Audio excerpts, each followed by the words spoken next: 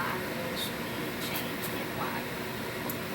I feel like the Kansas Department of Corrections should change their visitation law on minors not being allowed to visit non-immediate families.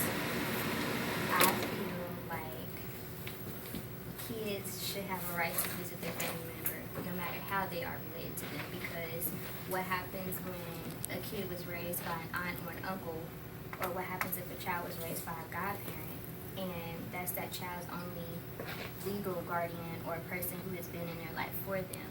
What happens to that child, and also what happens to that inmate? The KDOC talks about rehabilitating their inmates and bringing families together, but in reality they're keeping them apart. And I know from personal experience how it feels to be separated from somebody I love, and I couldn't wait until I was 18 in order to see them face to face. They don't take into consideration what it costs the child, the pain and suffering that they have to go through being separated from the person that they love. And then also what happens to that kid? Who do they go to for advice if they don't have anybody but that person that's behind bars? And who's to say that person is behind bars justly? It might not even be their fault that they're even behind bars, but KDOC doesn't take that into consideration. And then what happens to a niece or a nephew who just really loves their aunt or their uncle, and they have to be separated from them because of the Department of Corrections? And why should the visiting list be limited to only 20 people? What happens if that family member has tons of people that want to see them?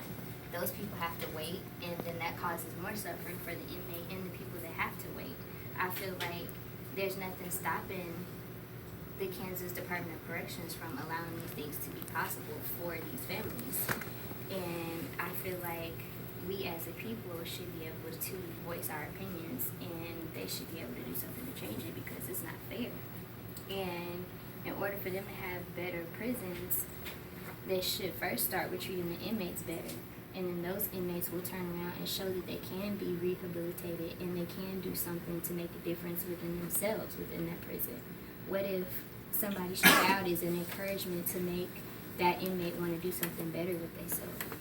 They don't think about these things. They think about what's convenient for them. And really, is it really a convenience for them? Because they make a complaint out of the 20 people that are being allowed to visit. And according to the Kansas Department of Corrections website, there is many things that the inmates have to go through in order to get visiting privileges. They go from only being able to see an attorney or clergy to getting all of their levels and doing right so that they can get visits from families. But then when you allow them to have a visit from family, you tell them that it's only restricted to immediate family. What if that person doesn't have immediate family, but they have children in their lives that are nieces or nephews or cousins or even kids from the neighborhood? Like, what happens to those people? What happens to those children? Everybody gets left out, and I feel like Kansas Department of Corrections is not doing anything to build a family unit. If anything, they're tearing them apart. So when these people get out, what do they have to really come home to? Because now the kids are angry because they haven't had any connection with these people. What happens to the people that don't have money on their phones? They can't talk to these kids every day.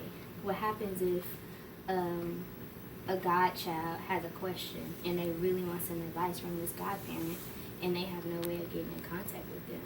People need physical contact. Letters and emails and telephone calls, sometimes that doesn't do for everybody. And then they wonder what's going on with these kids that are put in the system, where you've taken them away from the one person that did have control over them, and then you want to medicate them instead. Why can't we make a difference starting with just changing a simple prison rule and making visiting available for everybody? And I feel like the inmates should have that option. Who they want to see, who they don't want to see, that should be made available to them. You want them to make a change, but you don't give them a chance to make a difference. And I feel like Kansas Department of Corrections could do a lot to make things better for their inmates besides what they're doing now. They are going with all these other reforms within the prison, but they could do something as simple as that.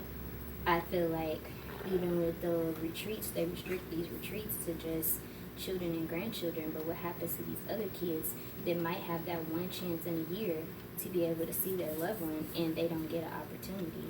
And then on top of that, they restrict the inmates that can and do have family that do want to come see them, and they limit them to how many people can actually be on a retreat, and I also think that's unfair. And according to Prison Legal News and the Kansas Department of Corrections, they say that they build families and they build relationships, but I don't see that happening with my own two eyes. Now, I've taken into consideration a prison in Montana where they allow other family members to visit, and they have realized that with allowing these other children to have connections with their loved ones, their aunts, uncles, godparents, best friends, their recidivism rate has decreased dramatically. They have less people coming back to prison because they have more relationships being built stronger while they are in prison, so that these people have something to come home to. And I feel like Kansas Department of Corrections should look to these other prisons for examples of how they should be treating their inmates when it comes to visiting. So I feel like we as a people can start on our knees, like my grandma tells us. We can petition, we can talk to legislations, we have every opportunity to do things like that, and I feel like we can start trying to make a change, and maybe that change will catch on to other people and they might actually do something about it.